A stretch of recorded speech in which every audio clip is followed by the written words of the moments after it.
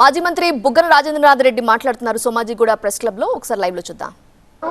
లేదా తెలిసి కూడా వదిలిపెట్టినారు, కేవలం ప్రాజెక్ట్ నిర్వహణ చేజిక్కించుకున్న దానికి.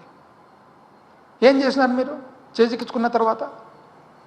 అంటే ఈరోజు 50,000 కోట్లు ఇంచుమించు ఖర్చు అయ్యే ప్రాజెక్టు మీరు 20,000 కోట్లకు ఒప్పుకొని వచ్చినారు.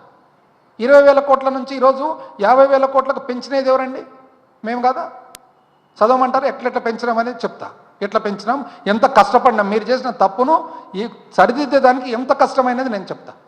మేము పోయి కేంద్ర ప్రభుత్వం దగ్గర పోయి ప్రభుత్వం ఏర్పాటు చేసుకున్న తర్వాత ముఖ్యమంత్రి గారు పోయి జగన్మోహన్ రెడ్డి గారు ప్రధానమంత్రి గారితో, ఆర్థిక శాఖ మంత్రి గారితో ఎన్నోసార్లు, జలవనరుల శాఖ మంత్రి గారితో ఎన్నోసార్లు చెప్పి చాలా ముఖ్యమండి, మా రాష్ట్రానికి ఇది జీవనాడి, ఇది లేకుంటే ఎట్లా, అసలు పునర్వ్యవస్థీకరణ జరగడమే మాకు అన్యాయము, అందులో మళ్ళీ ఇది కూడా లేకుంటే ఎట్లా అని అంటే 1కి 10 సార్లు తిరిగిన తర్వాత ప్రాజెక్టును మూసేసిన ఫైలు వాళ్ళు ఒకటే చెప్పినారు, ఇది అయిపోయింది, మీ ప్రభుత్వం రాష్ట్ర ప్రభుత్వం ఒప్పందం చేసుకొని వెళ్ళిపోయినారు, మళ్ళీ ప్రతిసారి దాన్ని ఫైల్ ఓపెన్ చేయడానికి రాదంటే మేము ఎన్నోసార్లు ప్రాధేయపడి చెప్పి చేసి అప్పుడు అడుగుతుండనమాట, ఎందుకు పోతాడు ముఖ్యమంత్రి ఢిల్లీ కంటే ఇందుకే ఇట్లాంటి పనులకే జగన్మోహన్ రెడ్డి గారు ఢిల్లీకి పోయినది. పోయిన తర్వాత ఆడికి పోయి చేసిన తర్వాత దాన్ని 2 ఫేజ్లుగా మార్చి 41.15 ఒక ఫేసు, 45.72 మీటర్లు ఒక ఫేజ్ పెట్టి మొదటి ఫేజ్లో 2వ ఫేజ్ వరకు కూడా ప్రాజెక్టు కట్టేటట్లు భూసేకరణ మాత్రము 2 సంవత్సరాలు నీళ్లు నింపిన తర్వాత 3వ సంవత్సరం 2వ విడత భూసేకరణ చేసేటట్లు ఒప్పందం చేసుకొని వచ్చినాం. చెప్పంటారు ఎట్లానే? ఫస్ట్ ఎంతో కరస్పాండెన్స్లో ఇదొకటి. ఎప్పుడు ఇది? 22/12/2021 22/12/2021 ఎక్కడండి? పోలవరం ప్రాజెక్ట్ అథారిటీ నుంచి పోలవరం ప్రాజెక్ట్ అథారిటీకి సెంట్రల్ వాటర్ కమిషన్ రాసిన ఉత్తరం 24/12/2021 అంటే 21 సంవత్సరం. ఎవరు? గవర్నమెంట్ ఆఫ్ ఆంధ్రప్రదేశ్ ప్రభుత్వము మన ఎవరైతే జలవనరుల శాఖ సెక్రటరీ ఉన్నారో సెక్రటరీ ఎవరికి రాసిండేది? మన మినిస్ట్రీ ఆఫ్ జలశక్తి న్యూఢిల్లీ రాసిండేది.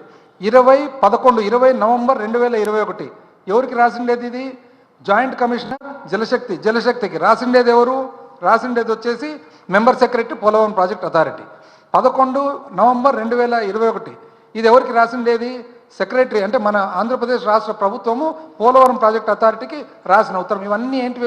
ఇవన్నీ ఎట్లంటే 41.15 లెవెల్కు ఈ లాభాలు ఉంటాయి, 45.72 లెవెల్కు ఈ లాభాలు ఉంటాయి, దయచేసి ఇమ్మీడియట్గా పని ఈ కొత్త రేట్ల ప్రకారం దీన్ని చూడండి. ఆ తర్వాత 10 జనవరి 2022 ఎవరండి? ఆంధ్రప్రదేశ్ ప్రభుత్వం ఎవరికి రాసినారు? పోలవరం ప్రాజెక్ట్ అథారిటీకి. ఏమని?